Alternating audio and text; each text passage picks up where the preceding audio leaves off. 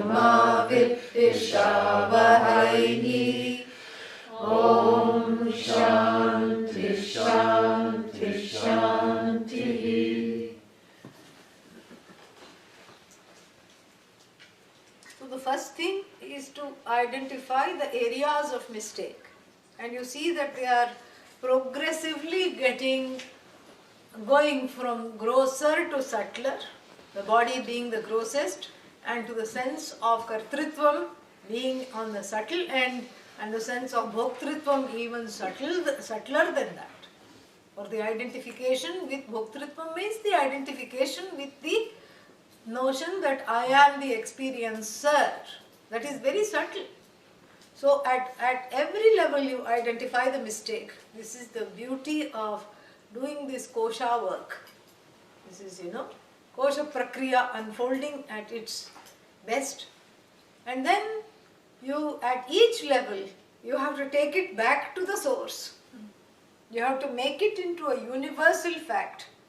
Because at the level of I am as good as the body, it's a miserable level, correct? It's a miserable thing. Oh, right, this is hurting over here, oh, this is aching over there, oh, I suddenly don't feel so good. It's just always malingering at the level of the body, if we stay there.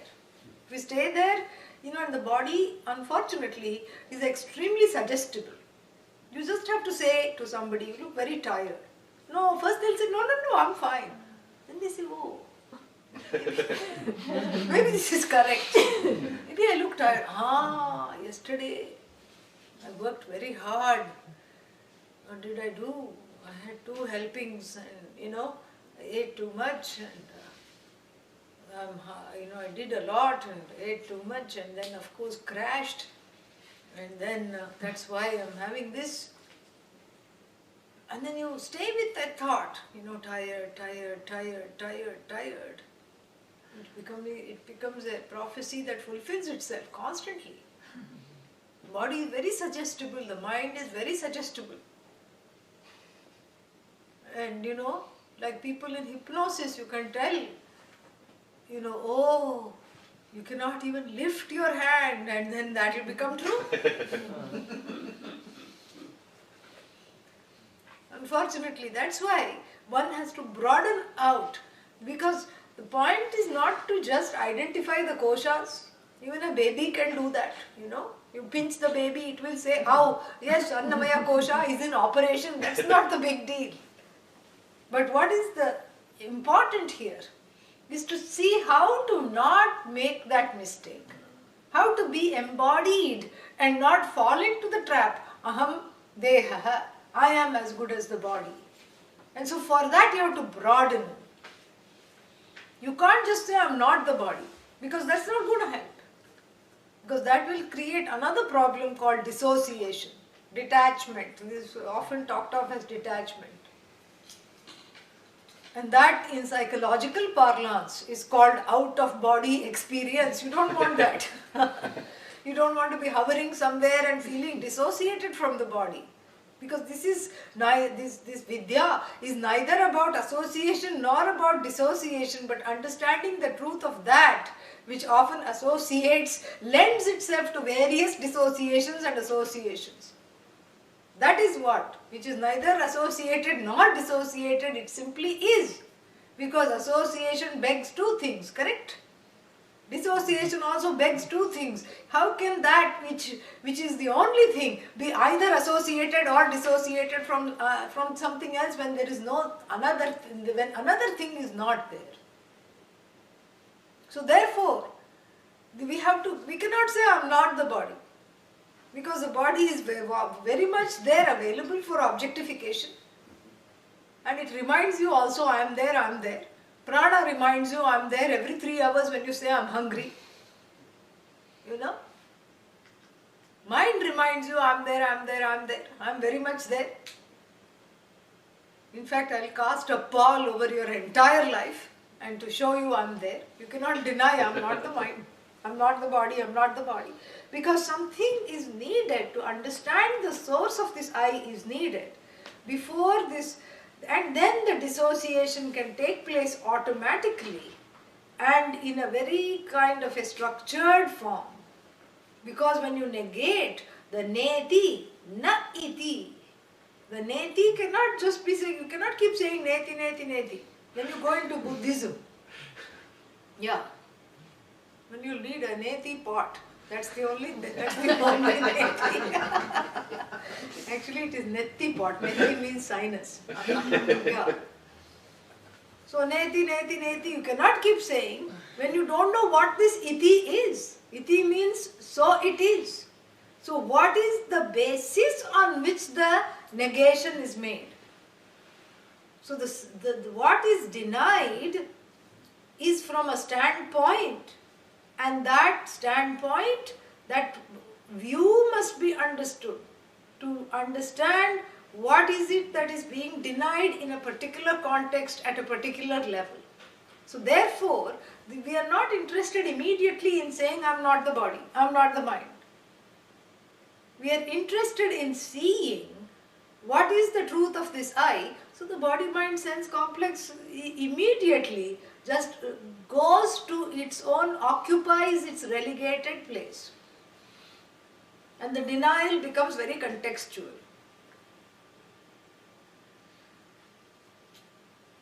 Everything is Atma. That is what we have to get to. So therefore you take the level of the grossest level, body. Where does the body come from? Chocolate covered strawberries. Where do chocolate covered strawberries come from? You know, cocoa plant and chocolate plant, what is that, strawberry bush, strawberry shrub. And then that plant is coming from the earth. And the earth is the grossest of elements. You know, this is in keeping with the body being the grossest of the koshas. And the earth being the grossest of elements has its own origin. According to the Vedic, view, the earth comes from the waters. Waters come from fire. Fire comes from air. Air comes, this is at least very subtle levels. Don't talk how does fire come from water, water comes from fire. That's not the point. We are understanding this, the vision of the Vedas. This is not logic.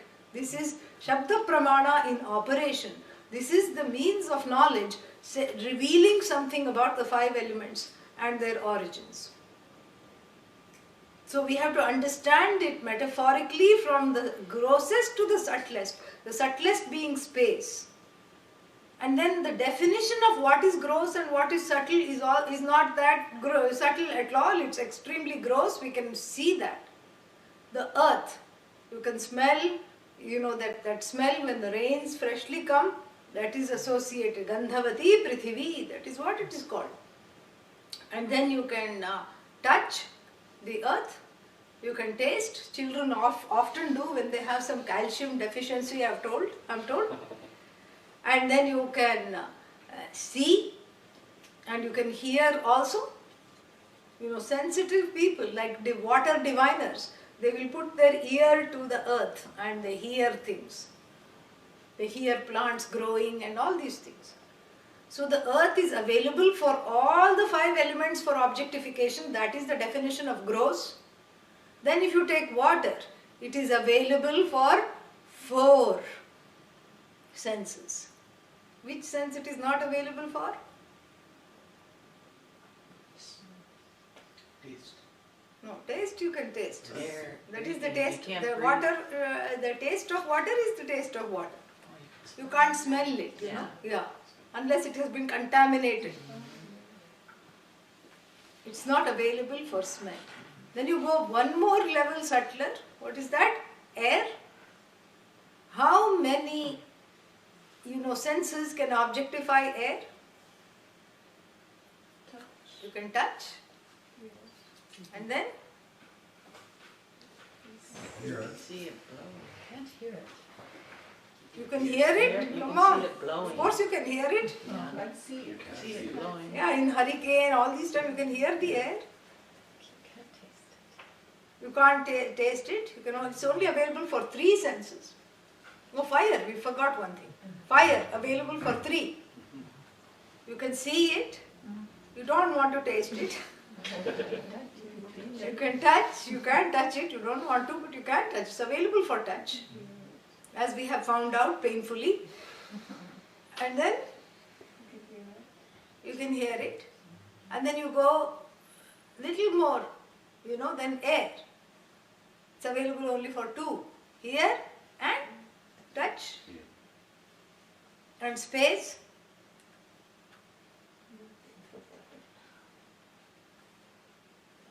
Sound. Sound in space. Yeah. So you see, that's how the gross to the subtle trajectory operates. That is the definition.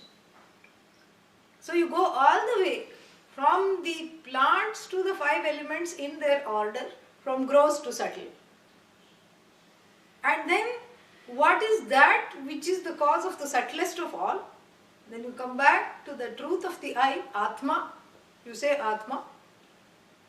And then from this standpoint, you can negate a point of view. I am as good as the body. Then the negation is solid because you have some solid ground to stand on.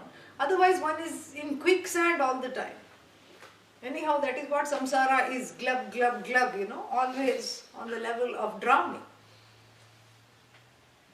And then if you on top of that, to the person who is, afflicted by samsara, to the samsarin you say, you are not the body, you are not the mind, you are not the senses, then the sinking feeling increases. So therefore you have to stand on solid ground, nothing more solid than the Atma, really. So you take it all the way and then you can say, so everything is Atma, 5 elements Atma, the body also is what? Atma. But Atma, being nameless, formless, all pervasive, is not the body. This is the selective negation. So neti is not one-sided negation, it's a selective negation. Connected to the affirmation of who that I is. After that only what that I is not just falls away, really. So the point is not to keep denying all this I am not. The point is to see where there is the mistake and correct the mistake by understanding who this I is. That is the focus of the Panchakosha Prakriya, the 5 Kosha methodology. And then, that is itself fascinating. So from the individual, you go to the collective. Very, very fascinating. It's just so beautiful when you look at it. It's just so perfect. But for a number of people, it's rather a great leap. It's a quantum leap. Because from the individual, I have to then go to the 5 elements. Same thing I have to do with the prana and the mind and everything.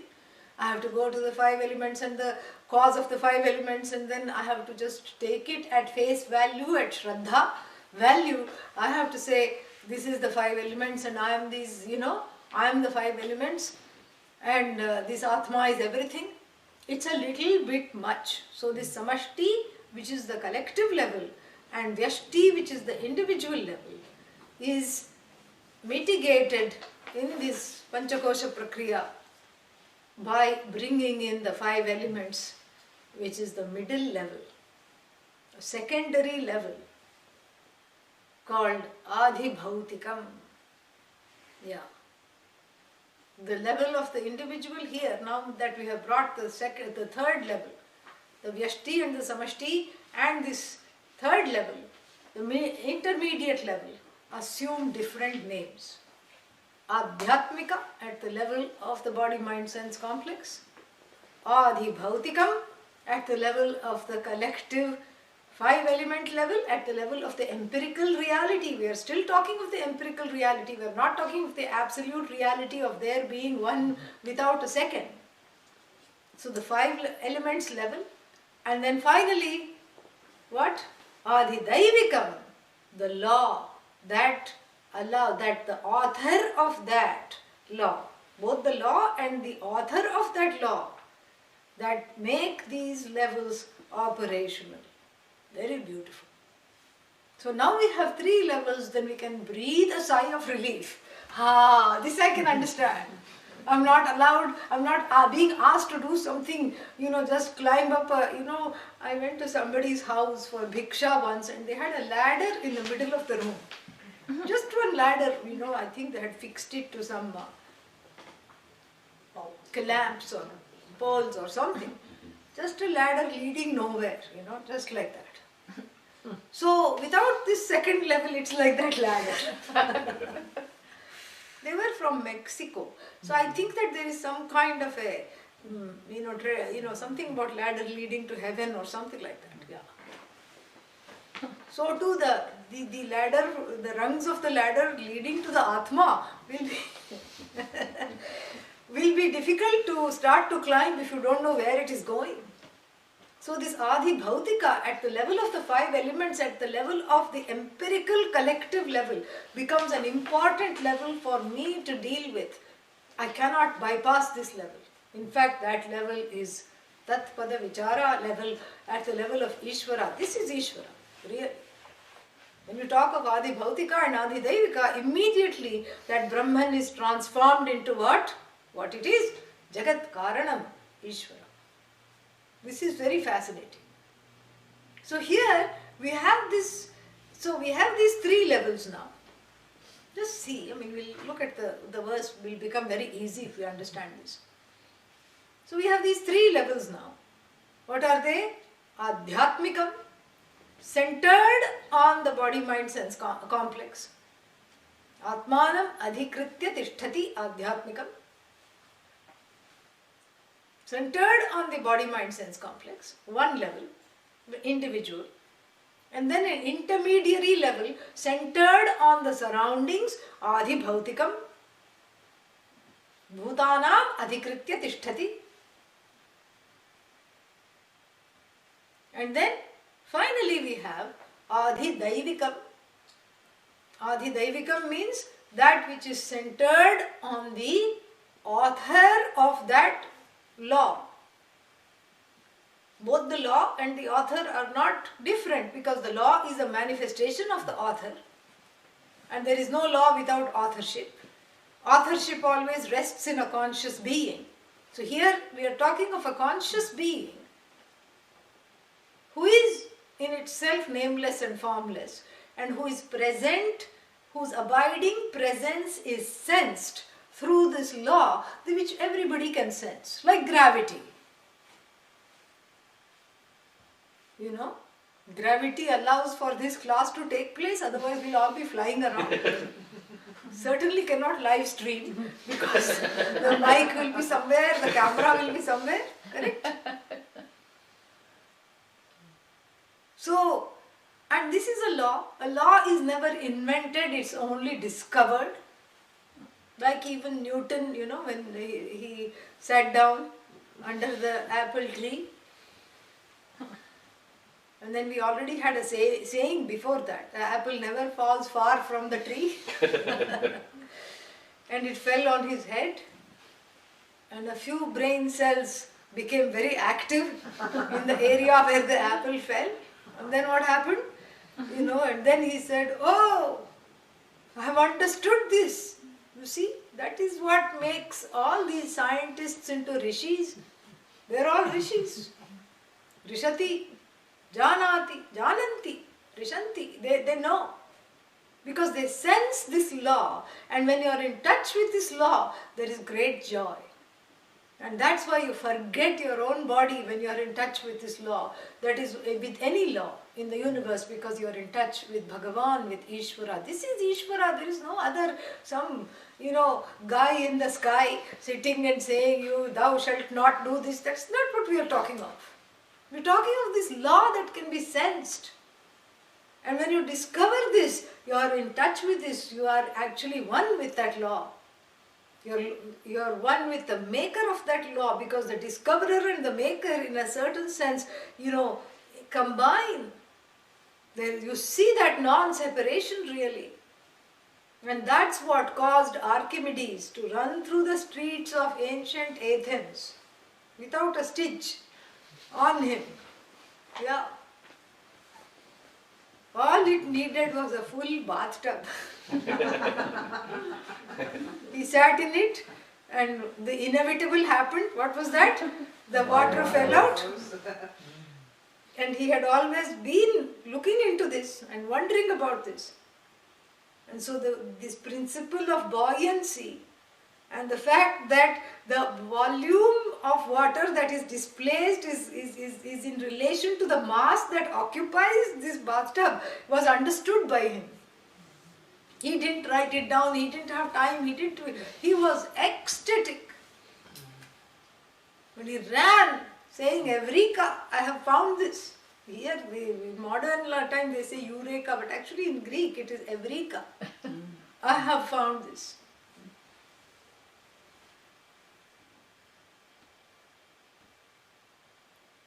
And Greek is very much similar to Sanskrit. It's a very beautiful language.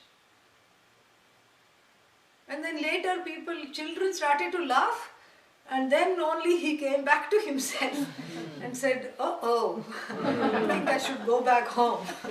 You know? This is what is Bhagavan.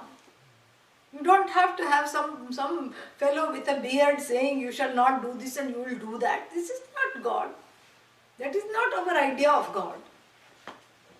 That is odd, that's all. We find that very odd. We don't find that to be God. This is God, what you can sense, what everybody can sense, like gravity. So in every gravity, you can see the operation of these three levels. Adhidaivikam, that the gravity is there, is Adhidaivikam, because it was created not by this me, which is the Adhyatmika at the level of the body, mind, sense complex and the Ahankara that governs it. I did not make this gravity.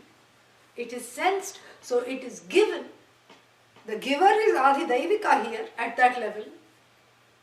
And the law that connects the giver to the given, Adhibhautikam, in this particular mass, the gravity will behave in a certain way. In the moon, the gravity is different. There also gravity is there. It's different. In Jupiter, if you go, gravity is different. In Mars, gravity is different.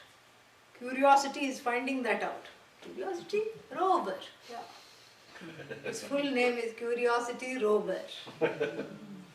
Very nice name. So it's finding it is an avid, trigger-happy being, and it sends us photos every day. Yes, it loves to take pictures. And recently, they have discovered blueberries on Mars. Yeah, you saw that? Yeah. They have discovered blueberries on Mars. What?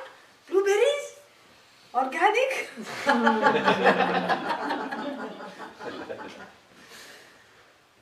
It turns out that they are not blueberries or skeletons of blueberries, mummies of blueberries. No. They are just a leftover remnant from a recent shower, as in meteor shower. Oh. Yeah, nothing to be excited about. But anyhow, so you see that this law is same everywhere. That is what is Adhidaivikam. This is beautiful that the law does not change. Whether it is gravity, whether it is buoyancy, whether it is any kind of a law of physics or anything, it does not change. Or even if it is the law of karma, it does not change. Chaturdasha Bhuvanani, 14 lokas, same things that take you to the 14 lokas, the same kind of karma operating in the same manner, in the same way, that is also a law. And the law of karma is also sensed at the Adi Bhautika level, you can see that. You can see that suddenly one building collapsed. No reason, everything was fine, the foundation was fine, or so they thought. And umpteen number of people died. Suddenly something happened. What we call natural disasters. Cyclone, hurricane, earthquake. Earth opens and swallows, a few hundred people up. And then, what is it about that particular place at that particular time and those particular people. And among them you will find people freaking out. They will say, I was supposed to be on that plane that crashed, but somehow at the last minute I didn't go. What happened? This is what happened. The law of karma in operation happened. That's what it is. So at the Adi Bhautika level, at the immediate empirical collective level, you can see the operation of the law of karma. What to talk at the Adhyatmika level, you know very well how the law of karma always gives the neighbor the promotion where you work very hard. Somebody else comes at the last minute and puts the, we call it, puts the elaichi powder, what is that called? The seasoning, What is elaichi? Cardamom. Puts the cardamom powder and then says, oh, what a fragrant, fragrant payasam, this pudding, kheer you have made. Oh, thank you. Somebody powdered the cardamom. Somebody pounded it, somebody mixed the milk and the everything, somebody went grocery shopping and brought all the ingredients, and they are sitting quietly in the corner and the person who put the few, little sprinkling of vanilla and cardamom gets all the accolades. Why? Karma, the law of karma. Adhyatmika level. And Adi Daivika level, that which connects this individual to the law. Adi Daivika level also you see that. Karmadhyaksha, the giver of the law of karma. That's why we have the word Ganapati, Gananam Pati. The one who is the Lord of all the jivas. Means from whom this particular incarnation was got. Because this body, how come I am in this body? How come I'm not in the body of a wrestler who has never seen a sickness in his life? No physical sickness, can digest a stone, no problem. Why is one in a body that you say foo and it disappears? Why? Karma, this is what it is. Adi Daivikam, you see it operate at all these three levels. And it is just beautiful. This is the gift of this. When you extend the Panchakosha Prakriya, this is what you see. In fact, the Panchakosha Prakriya is incomplete without understanding these three levels. And therefore, how to overcome this Anandamaya or this Vijnanamaya, Annamaya. One is told to meditate upon Annam as the law. Yes. Annam Brahma. Brahman is not Annam. Annam is Brahma. Brahma is not Annam. Please understand. Annam is Brahma because everything is Brahman. Sarvam Khalvidam Brahma. Therefore Annam Brahma. And I meditate upon Annam as Bhagavan. And variously, first I meditate upon Annam as being the truth of all bodies. Every body is sustained by Annam. Unless of course you are from Mars or whatever it is. Everybody is sustained by Annam. Everybody is Brahman. And Annam is also Brahman. Everything is Brahman. Annam is Brahman. And that Brahman in the form of the sustainer, the Daivikam that allows, because you can eat and nothing can be digested. That's a possibility too. But things do get digested. And so that one who allows the Annam to be assimilated in this body, etc., that Adi Daivika, I say, I invoke Bhagavan in this Annam, because this Bhagavan is in the form of everything. So I can take anything and invoke Bhagavan in that. This is the beauty of it. You can invoke Bhagavan in a name, in a form, in a stone, in a law. So here I invoke Bhagavan and I pray. And for that prayer is a karma, correct? And for that I have a fruit of karma, I have karma phala also. So what happens when you meditate upon Annam as Brahman? What happens? You always have food. You always have food. This is the promise of the Taittiriya Upanishad. You are surrounded by food all the time. And so in this life, if you find yourself surrounded by a lot of food of various gourmet groceries all the time, know that you must have done this meditation in a previous life. Yeah. It's wonderful. Because at that level, see, one law is connecting to the other law here. And at all three levels, it is discernible. It's just so much palpable. And so you can never say, I'm alienated from Bhagavan. This is the beauty of the Panchakosha Prakriya. You can never say, I'm alienated from Bhagavan. Even at the level of experiencing, Papa Karma. Even if you say, I'm having bad karma. Bad karma was the difficulty. What is difficulty? Law of karma. Difficulty is, in other words, is Bhagavan. Difficulty in my life is a manifestation of Bhagavan. More difficulty, more Ishvara. That's all it is. Really. This becomes a contemplation. So where is the difficulty? Transformed into Bhagavan. Transformed into the giver of difficulty, and the giver of difficulty is not outside of the law that makes these difficulties at the level of the body, mind, sense complex arise. And so from internalizing the difficulty, I look at it at the Adi Bhautika and Adi Daivika level, and relatively and instantly I am free of identifying with that kosha which internalizes this karma as a difficulty. Free. How fascinating, how easy. This is the beauty of the koshas. Not just, there are 5 koshas, and in those koshas you have to Annamaya, Pranamaya, Manomaya. You keep listing, you become some kind of a rote, kind of a thing. You have to look at it in its dynamic aspect.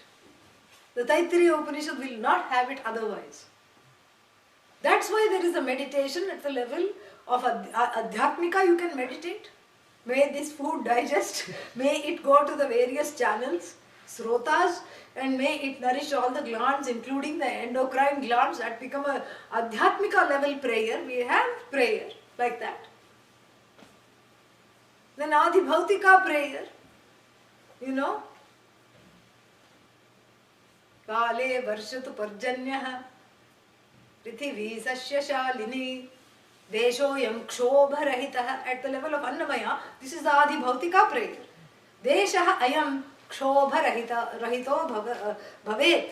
May this land, Desha here is not country, land. May this land upon which we stand be free of drought. May the rains come on time. May the earth wear always a green sari in the form of greenery. May there be plenty to eat, not just for me but for the whole, everybody. This is Adi Bhautika prayer. Then Adi Daivika prayer also you can say. You can make that. Oh Bhagavan, may there be food. This is again, you can do this like that. So the prayer, both the concept of Ishvara and the method of praying, the vision of Ishvara and the method of praying are both extremely sophisticated in the Hindu tradition, in the Vedic tradition, leading Pujya Swamiji to say something very beautiful. He has said on many occasions that in other traditions we have a sprayer, which is a general prayer. Only in the Hindu tradition there is prayer specific to certain difficulties, certain situations. That's how we have so many incarnations, so many forms of that same truth, that same Atma in many forms in relation to form, function, level and a particular area needing redress. That's why we are not worried about this one God. We don't bother with this one God, many God business. We don't even enter into that. The only God, all there is Bhagavan. And that Bhagavan is everywhere, is the truth of everything, including this body, mind, sense complex. It all comes back. So you don't have to deny anything. So why should I deny the body? It is Bhagavan.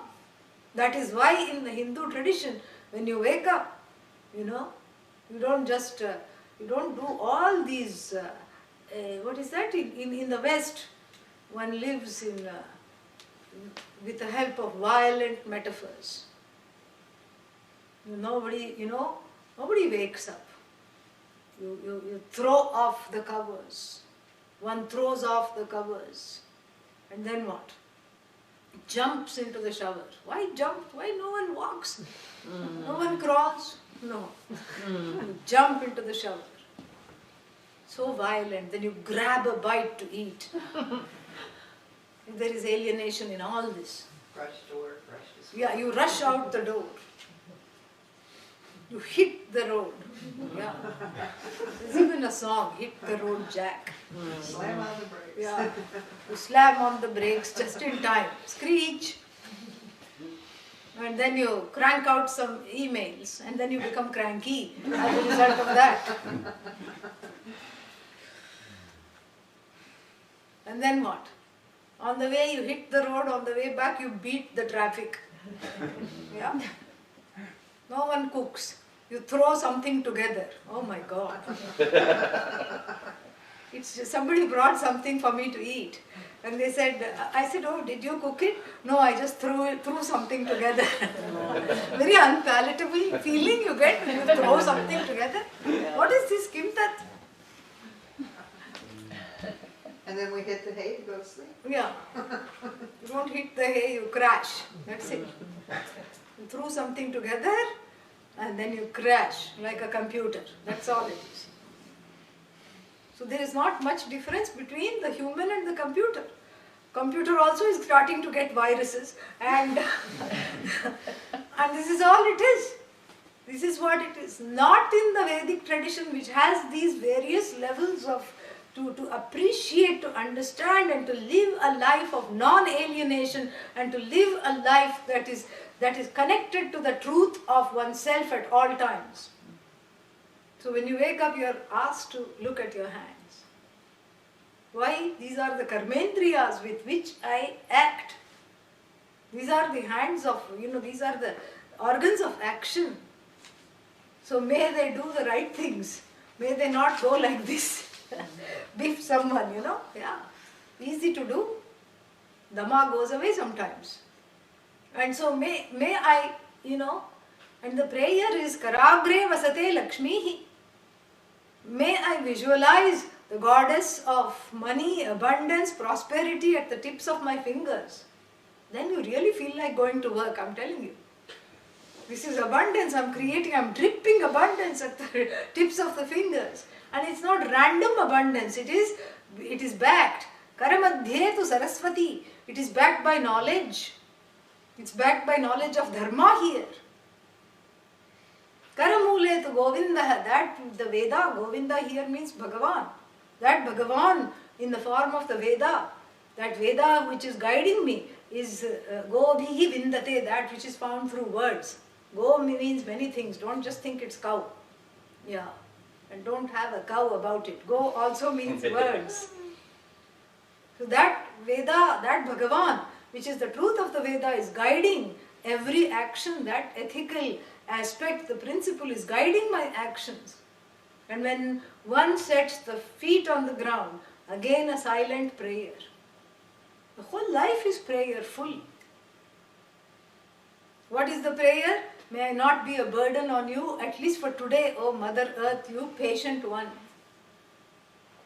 I don't know yesterday what I did, I don't know tomorrow what I'll do, but today let me not be a burden on you.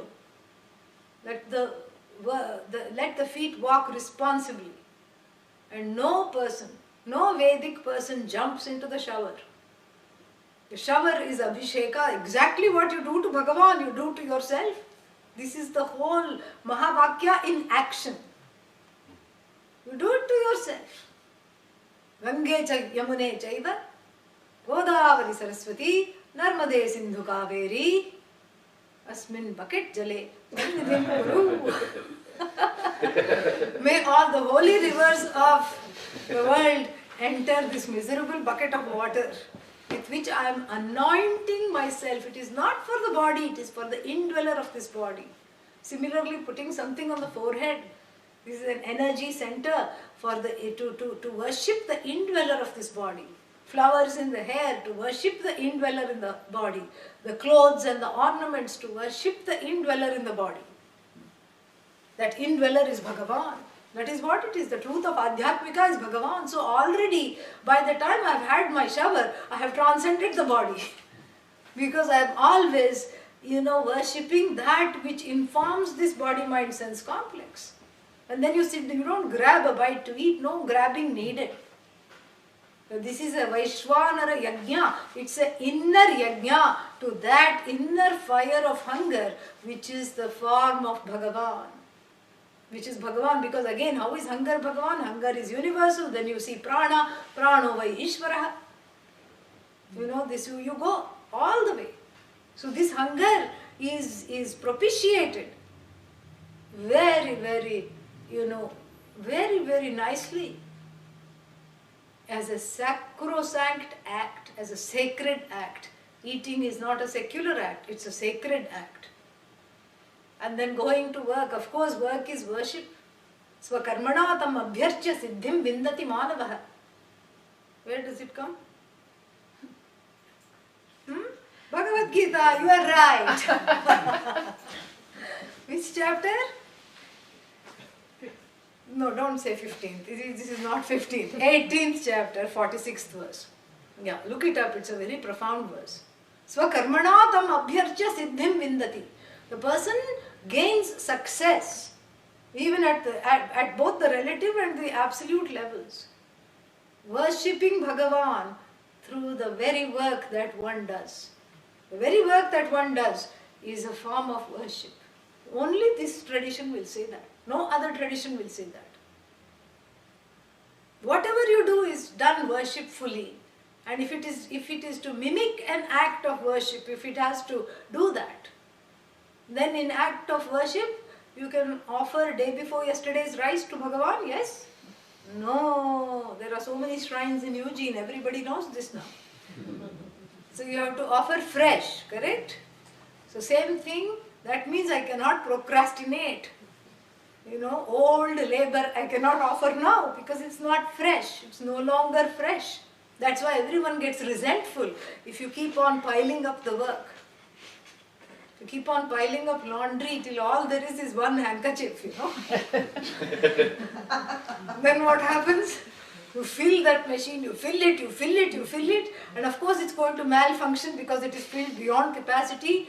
Then you have to call the plumber, then you have to call the mechanic, then you are angrier still, then you are upset, then you cannot handle yourself, you are angry with everybody else, and the whole thing is, and you feel alienated, and then you go back to Anandamaya because you feel targeted and resentful, like why is Bhagavan not smiling at me? Who is this Bhagavan? You. If you are not smiling, if you are frowning, and you look in the mirror, what will you see? Bhagavan. Then you will say, Bhagavan is not smiling at me. This is what it is. So too returning from work, sanctimoniously done. So this is the art of converting acts of prayer into an attitude, into a sthayi attitude of prayerfulness. What is sthayi? That which always is there, from stha to stay. So the prayerfulness and prayer are different things. Prayer is an act, is a discrete act coming from a person called a devotee to the object of this devotion, which is Bhagavan, which is seen as other than me, and to which I supplicate surrender in order to have peace of mind or gain what I want. That is prayer. It's a karma, it's fine, nothing wrong with that. But here we are talking something more sophisticated, a little more subtle, is prayerfulness. And that prayerfulness is the attitude with which all the actions are performed. It's not one act. It's not a discrete act anymore. It's the attitude that informs each and every action that is done. And so where is the secular now? Where is the secular? There is no secular thing. It's a sacred culture. This is why the lifestyle becomes so important. A lifestyle called Karma Yoga, this is the lifestyle. Where I learn to sanctify every action I do so that I'm never alienated from that Adi Bhautika, from that Adi Daivika level, at the level of the law, at the level of the surroundings.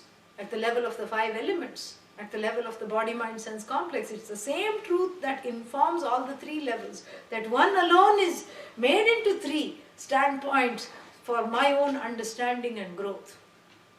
And this is the gift of the Panchakoshas. This is how the Panchakoshas have to be understood. To see that uniformity everywhere. The Chandogya expresses this in a very beautiful way. Speaking about the law of karma, the Chandogya says, Yad yatha iha karmachito loka kshiyate tat tatha amutra punyachito loka kshiyate. What is this? Just as here means where here, right now.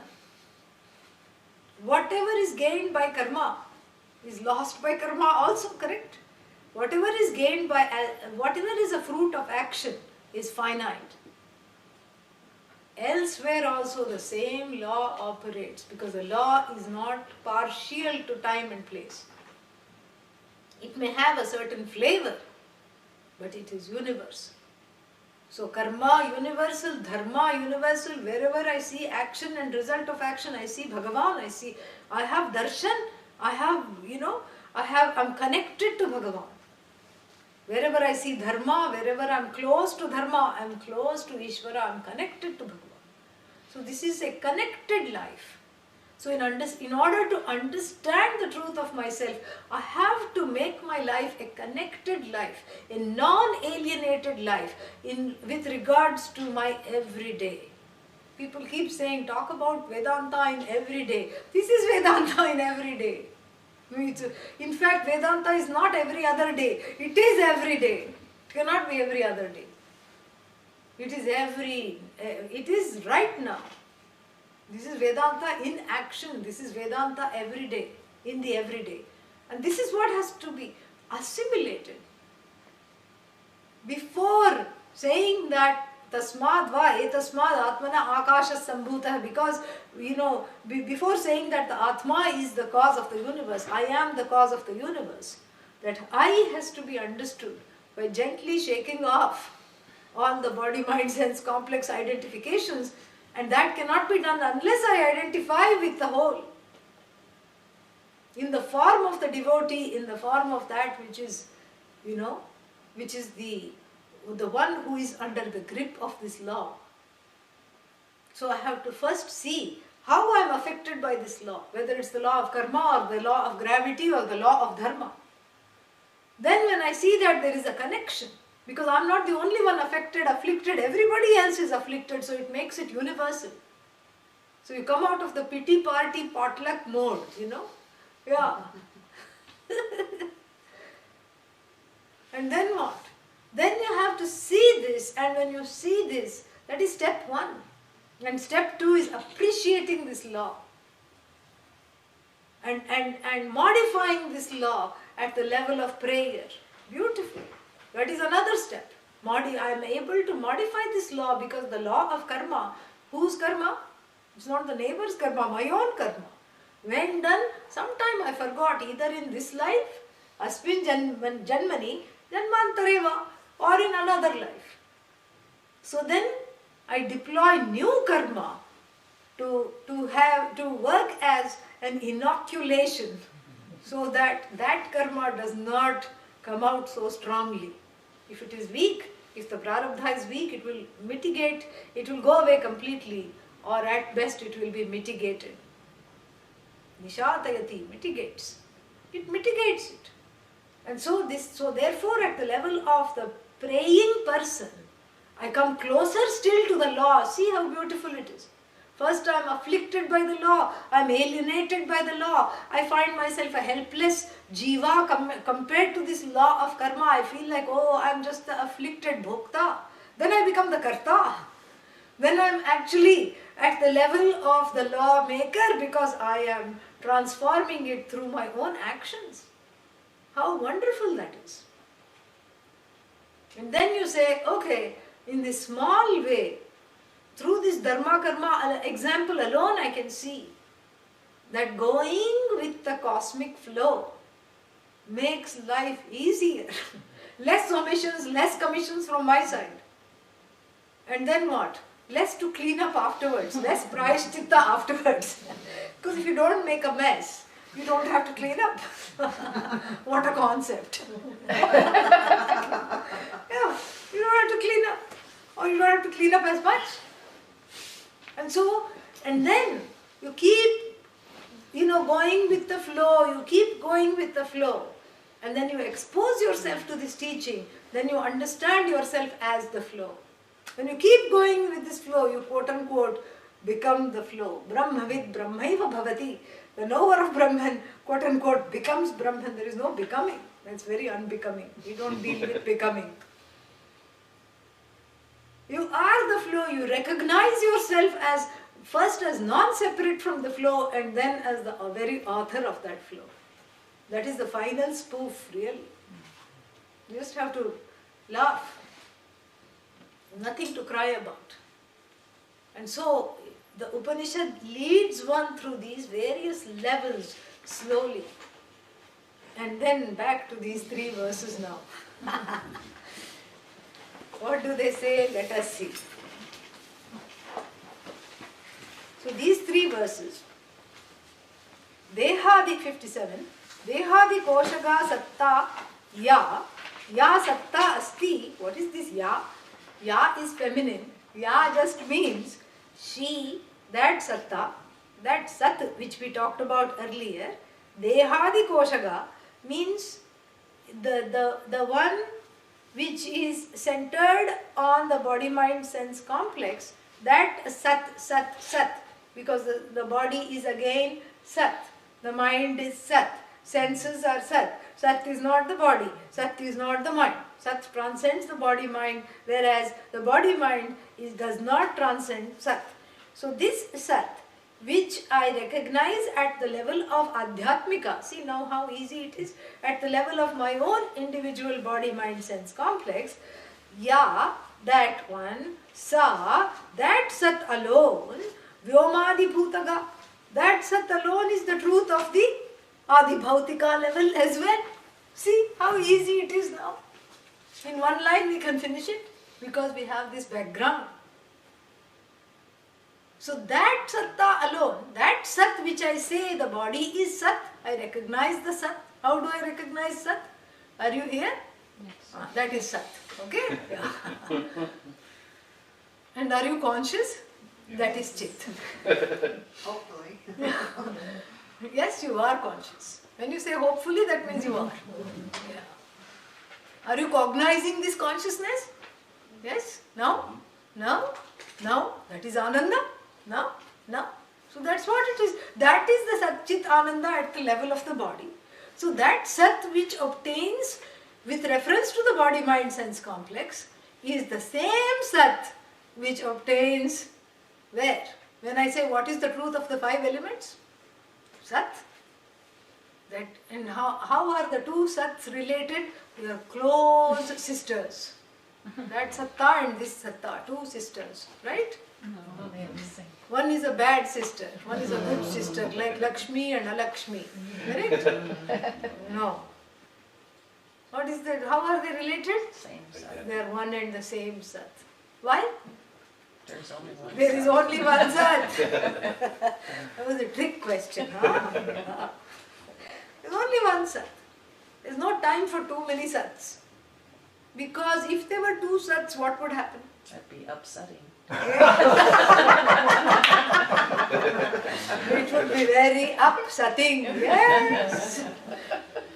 Why? Because you cannot have 2 limitlessnesses.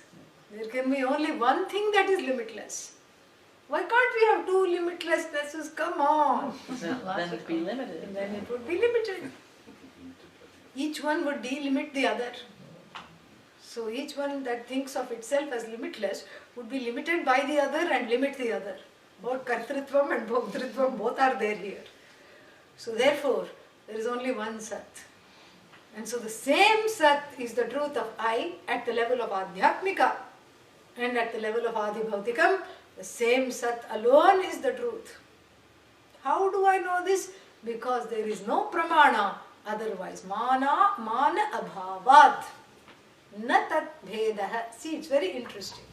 Because certain things are are revealed through pramana. Pramana is the means of knowledge. We have done this before. Is the means of knowledge. Veda as the means of knowledge is called pramana. You know, a special means of knowledge to help me see what I cannot see with the means of knowledge with which I have been endowed. So I can't see the Atma with the eyes. Why? The truth of the seer is the Atma. I cannot hear the Atma. Why? Because hearer is Atma. What about in meditation if I hear sounds? Yeah, that is food being digested, that's all. You know? Some gudu-gudu noises will come. That is not Atma. The sound, Atma doesn't make a single sound. Very quiet Atma is. So same thing, it is not available for pratyaksha pramana, for that means of knowledge with, you know, which are called the primary means of knowledge. The 5 sense organs, it is not available. Can Atma be inferred? Say no quickly. No. Yeah. Then is Atma like something else? No, it cannot be compared. Can Atma be established as non-existent? No. So where does that leave us? Can we know the Atma? Yes. Yeah, don't say no now. Yes, we can. Why? Because we have a special pair of glasses by which we can have Atma Drishti, Atma Darshanam, and this special pair of chashma, glasses, Upanetram, is what? Is the Veda, is the Upanishad. The Upanishad helps us to see the seer as oneself. See means understand, assimilate. And so here, how do we know that it is one and the same satta? There is no means of knowledge that establishes 2 sats. Yeah. So it is actually anupalabdhya proved that the 2 are same. By using, there is mana abhavat. There is no mana. There is no means of knowledge that establishes 2 sats. There is no Upanishad that says there are 2 sats. You cannot see 2 sats, you cannot hear 2 sats, you cannot even hear 1 sat, what to talk of 2. So you cannot say that this level is completely different from that level, because it is one and the same. And the levels are just made keeping in mind the level of my own understanding. So the level is just a spoof to understand this sat as it expresses, as it manifests in relation to the body and in relation to collective bodies. That's all. That is in relation to the individual body, it is called Adhyatmika. Collective bodies, Adhibhautika. That's the difference. So but the 2 are one and the same sat. There is no means of knowledge that establish that there are 2 sats. In fact, I'll go so far as to say there is no means of knowledge that establishes the Atma. Oh, what happened to Shabda Pramana? Just now you said, revealed by the Upanishad. It reveals Atma. Upanishad does not reveal Atma. What? How? How did this happen? What reveals Atma? Atma reveals Atma. Upanishad does not reveal Atma. Upanishad reveals the nature of the Atma as Ishvara. That is what the Upanishad reveals. The Atma is already known enough to be, as Pujya Swamiji says, the sitting duck for many mistakes, many Kaushik mistakes. Yeah. Not kosher mistakes. This is what it is. Atma is a big sitting duck on which so many mistakes are committed. And the sitting duck expression comes from, they used to have these wooden ducks, these hunting people, one mallard with painted everything, wooden duck, they would float in the water. Yeah. Decoys. Yes, Atma is a decoy for many mistakes. Yes, this is what it is. This is the problem. This is why I don't understand. It is known enough. See, if something is unknown, you cannot make a mistake centered on that which is unknown, can you? Say no, come on. No, of course not. You cannot make a mistake on that which is unknown. Can you make a mistake on that which is known? Of course not. If it is known, how can I make a mistake? So how does these kosha level mistakes happen? The kosha level mistakes happen because the Atma is very compliant and allows itself to be the source of the mistakes by being somewhat known. And how is it somewhat known? That it is known, that it is I, and that it is the truth of this I is not known. That is the cause of the universe is not known. That it is I is known. That's why whenever I ask the question, most of the times, are you here? Most of the times I get the answer yes. What about the rest of the times? People are not awake, that's all. And you should never wake up a sleeping person, because the sleep is good prarabdha, good karma. You should never wake up someone enjoying good sleep, even in class. So I let people sleep. Unless it's the only person in class, in which case I get up and go away. So this is what it is. So each time one is asked, are you here? The answer is a resounding yes. Yes, I am. Don't ask the next question, what are you? Samsari, Dehi, I am as good as this body. I am just full of afflicted, I am this afflicted individual. First question, okay, are you here? Yes. What are you? Then the person will say, how much time do you have to tell you my whole biography, along with all the grudges and the grudge list. So many lists, grudge list, wish list, bucket list, so many lists are there. Yeah, but you don't know bucket list? Before you kick the bucket, everything that needs to be accomplished, people make a list. And that is called bucket list. Because the concept of karma is not there in Western countries. And in India, supposing somebody gets some disease as a result of which you cannot eat sweets or something like that, or something, you cannot eat a particular kind of food, high cholesterol, diabetes, whatever. Then the person is told, may you enjoy it in your next life. We're not worried about that. Next life, lot of sweets. I'll start to pray that I get a body without diabetes. So that I can just be born not just with a spoon in the mouth, but a spoonful of sugar in the mouth. So this is what I pray for, And that prayer will come true, because again we have discussed all these laws in detail. How can it not come true? So therefore the I is known enough to make a big mistake, an error that is centered on the I. I am, yes I am. What are you? Oh, I'm as good as the body. I'm sad. I'm bad. I'm mad. This is the problem. So therefore the mana, the pramana does not establish the Atma. What does not reveal the Atma. Atma alone can and does reveal the Atma. What the pramana reveals is the nature of the Atma as that Sat Chit Ananda. And for that you need the help of the Upanishad, because this cannot be inferred or found out any other way. You have to have the teaching. And that is when the Upanishad reveals. Sadeva Somya Idamagre Asit. Sat alone was before all this came into manifestation. And what was this Sat? Ekameva. This is mana. Ekameva. Ekam means what?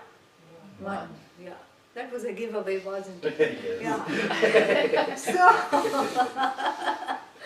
Ekameva. And one is always subject to fragmentation. One means it gives way to half, 1/4, 1/8, 1/16, and so on. Therefore, the added caveat of the Upanishad, Advitiyam, Ekameva Advitiyam. It is Advitiyam. Advitiyam means without a second, non-dually one, non-fragmented one, unfragmented, impartite one. One alone was. That alone we shall call Sat. Idam agre, before this Jagat came into being, before these levels, Adi Bhautika, Adhyatmika, Adi Daivikam came into being, all that was there was Sat, in a state of demanifestation, if you will. Then manifest, what is it? Still Sat. It is not anything. It is Sat plus name and form. Sat plus word and meaning. Sat plus word and meaning is what? Sat. You remove the word and meaning, Sat remains. And therefore again, ekena mritpindena sarvam mrinmayam vijnatam iva bhavati. And the teacher here, Shvetaketu's father Uddalaka, continues the teaching and says, by knowing a clod of earth, you know the whole world of earthenware comes to be known. If you know the clod of earth for what it is, you weigh it, you smell it, you press it like the putty, and then you say, oh my God, it is so messy. Oh, this is the nature, it's very sticky, okay. And then you put it in the sun. Oh, now it has become hard. Oh, this is something that can be baked. Yes. And then you get idea for tandoor roti and all these things, And then you understand this one clod of earth. Pinda means clod. Ekena, by this one clod of earth you understand. The whole earthenware world is known. That same clod of earth is recognized as a pot, as a crack pot, really, full of cracks. As a pot, and then when you meet its very dressed up version, a glazed pot, you don't become glazed, with ignorance. Oh my God, what is this? You still know this as that same Mrit Pinda alone. This is also Mrit, this is also Mrit, this is also Mrit. This has got a little decoration. Wherever the cracks are, there is decoration. See? And then this is also Mrit. And then this is also this big fellow that eats all of them up. That's also Mrit. Sarvam Mrinmayam. That same Maya, Anandamaya, Mrinmaya, Vijnanamaya. What is that? Annamaya, Mrinmaya, that same Maya, modification. Everything that is Maya is modification of that Mrit alone. Everything that is Maya is modification of that Sat alone.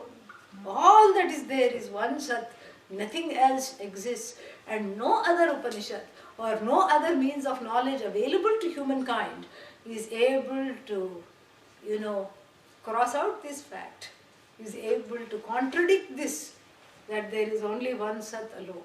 So if there is only one Sat, now we help ourselves to some, Shruti, Shruti-based yukti, Shruti-based logic. A logic that doesn't go against the Shruti. If there is one Sat, how many chits should be there? One. One. Why? Because that Sat happens to be a Chit Sat. What is this Chit Sat? That Sat that exists, Sat means that which exists. There is only one source of existence, and that existence happens to be sentient, happens to be a conscious Sat. There is no Sat which is Jada, which is inert. Oh, then what about this? You say this is Sat. Yes, this is Sat. Then it is inert. Yes, it is inert. But then you said Sat is never inert. Sat is not inert. With reference to the pot, it doesn't have Sukshma Sharira. So it comes under the category of those things that are called inert. It cannot say, I am Sat. You can. That's all. That's the difference. Everything is Sat. And the Sat itself is indistinguishable from Chit, because that Sat is a conscious Sat. And the sentient conscious Sat in the form of that knowledge. And what is this knowledge? That same amorphous knowledge that morphs into the knower and the known without being either. It lends its truth to the status of the knower, and it lends its truth to the subject, the knower. It lends its truth to the object, the known, it lends its truth to the means of knowledge by which the subject knows the object, and itself is neither the knower, transcends the knower, transcends the known, transcends the means of knowledge. Knower, known, means of knowledge is all coming out of that same oceanic jnanam from which the knower is one wave, the known is another wave, the means of knowledge is some ripples, foam, tide, it's all that one ocean. That ocean alone is jnanam. That is Sat. There is no Sat without being Chit, without being that, wondrous knowledge alone is. And then because it has no limits, because that knowledge has no limits, the Sat is all pervasive. Everywhere you see Sat, Sat, Sat, Sat, Sat, Sat, Sat, Sat, Sat. And that Chit is now knower, now known. At the same time it manifests into knower, known without being either. That is what makes it limitless, Ananta. So therefore it is Ananda, because it is what I want to be. So the Chit happens to be Ananta. That Anantam Sat, Anantam Chit, that Ananta alone is what defines Sat and Chit. There is no Sat without being Chit. There is no Chit which is not Ananta. There is no Sat which is not Ananta. And when you talk of Ananta, immediately Sat Chit comes to mind, because nothing else is Ananta except Sat Chit. So the three together, they are not qualifiers of each other. But you understand each thing as connected to the other inextricably, like word and meaning are connected to one another. There is a beautiful prayer. I know I have gone a little over time, but this has to be left at the proper place so that we don't have to do this whole thing next time again. So, there is a beautiful prayer. Vagartha viva sampraktau, vagartha pratipattaye, jagatah pitarau vande, Parvati Parameshwarau. I worship Parvati and Parameshwara, the mother and the father of the universe, who are inseparably connected to each other, like the word and its meaning. You cannot divorce the meaning of the word from the word. Similarly, you cannot divorce Sat, Chit and Ananda from one another.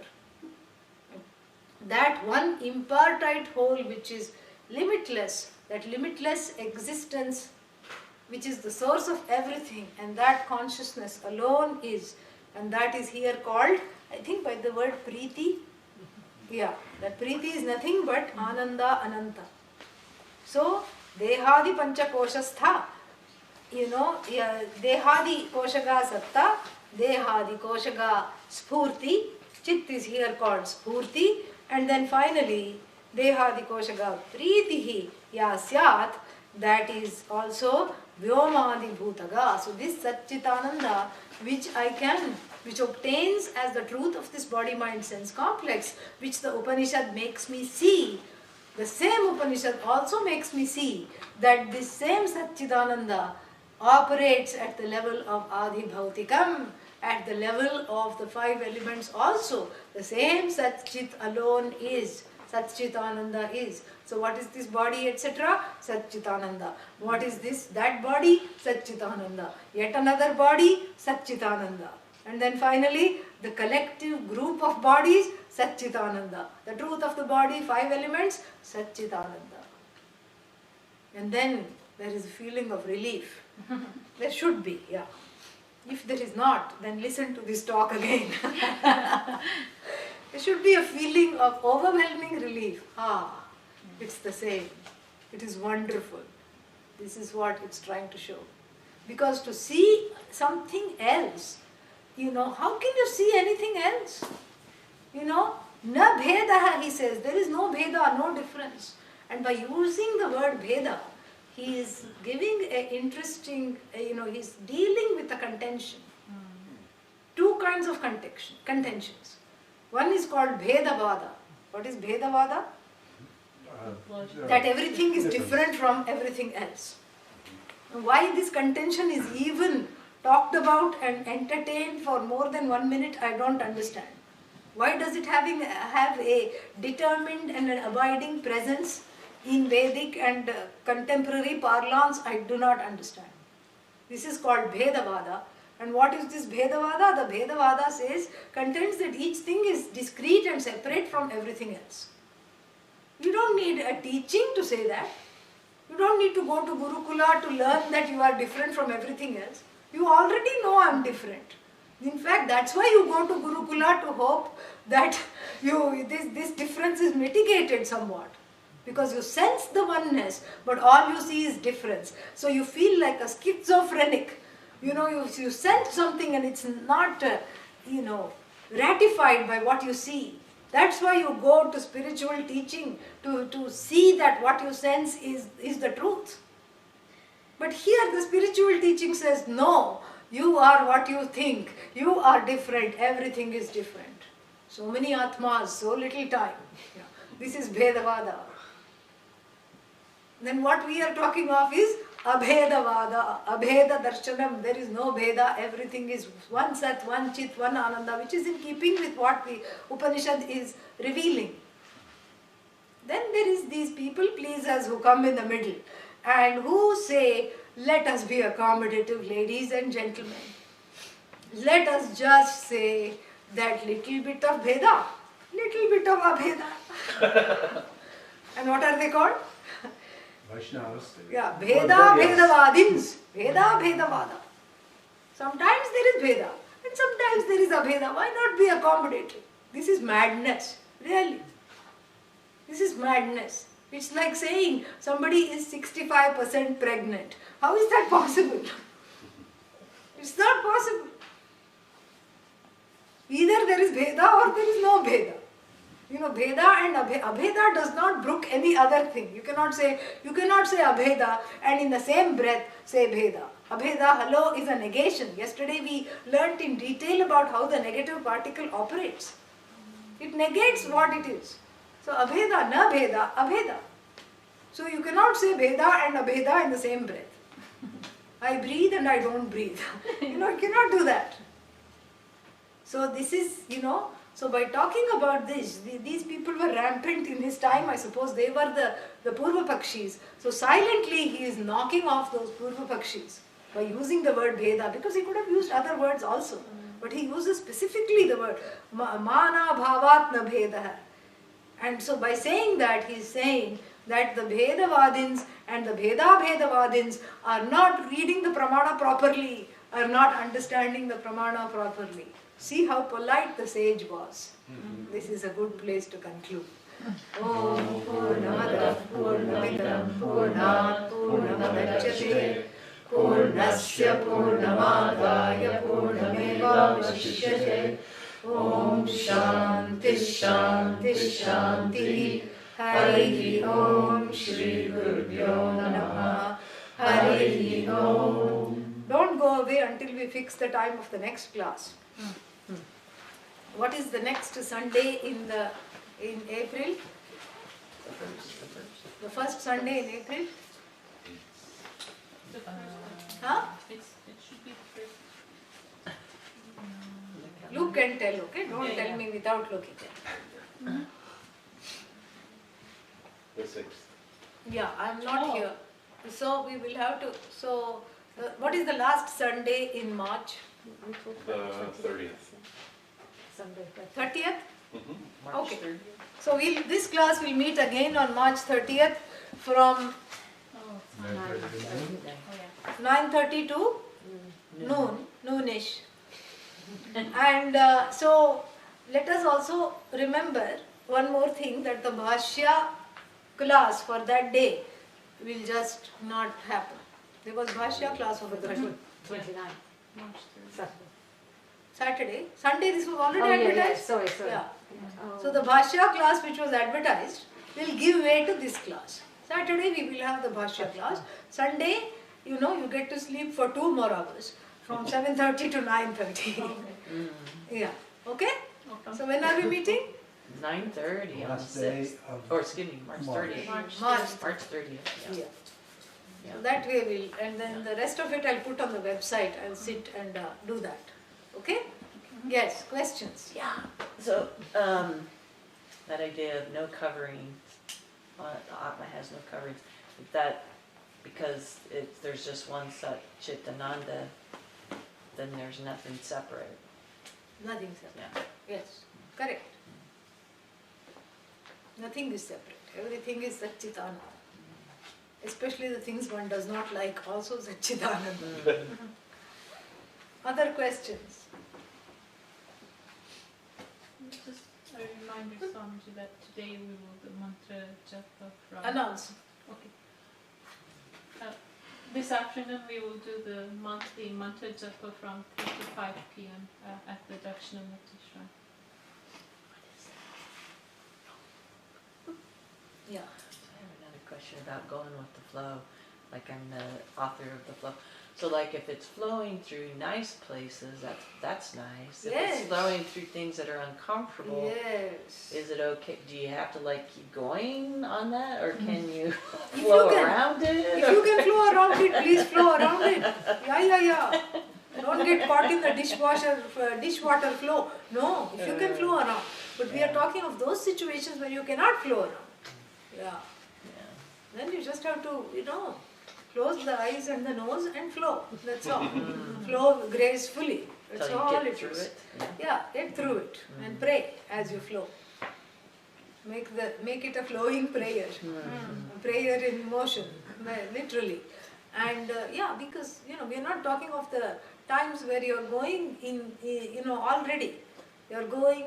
This happens to me all the time. I'm moving from airport to airport, and sometimes of course, my karma being such that the gate that I have to go is, if I get down in gate A, the gate I have to go is E being the last. So I have to go through B, C, D and then go. And how much time I have?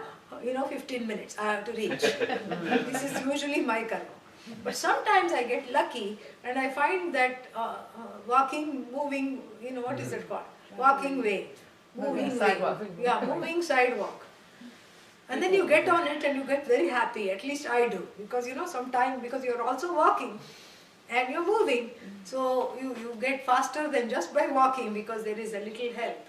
And that is called good karma from previous life come to the aid to help with the flow. Sometimes it's not there. And sometimes it's only going the other way. It's not coming this way. Yeah. And there's no point on getting on it, correct? Sometimes it's like lead weights have been tied to the legs. You have to keep moving. Yeah, because if you could stop, you would, of course. But here we are talking of situations where you cannot avoid. If you can avoid, please avoid. Somebody said karma makes you passive. No, it doesn't make you passive, it makes you sane. This karma theory makes you the sanest person ever. It's a gift of sanity because you don't blame yourself, you don't blame others, you don't blame Bhagavan, you don't blame Adhyatmika, Adhibhautika, Adhidaivika. You see the whole thing, it's beautiful. Karma doesn't say be passive. The law of karma says if you can change it by another karma, please change. But most of the time, many times you cannot. And that's when you become prayerful. Yeah, because that's also an action. We forget that prayer is an action. So you are changing it anyway. Any other questions? Yes. One. This Sakshi witness, but here we have gone beyond it. Yes. Because the witness is a status. I am the witness of this pot, right? Or these pots. I am the witness of this pot. There is already a subtle duality because there is two. Yeah. There is a witness and the witnessed. Sakshi, Sakshya. Yes. So the witness is a status with relation to that which is witnessed. And it's a helpful way to get to the status of the witness because it puts you above all the anatma things that one witnesses. But then we get to the state, when we talk about Satchidananda, we move beyond that state. Because when we say idam agre means before all this came into being, before all that could be witnessed came into being, Sat alone was and you are that Sat. Tat Sat Sa Atma Shvetaketo Tvamasi. That's what is the Mahavakya. Before all this came to being, before you could even say I am witness, you were that. you know, you are that which is that source of existence. But the witness is at the level of Adi Bhautikam, it helps to get a little sanity and say, okay, I'm not anything that I witness. Yeah. Good questions. Anything else? Anything else here? Okay. Oh.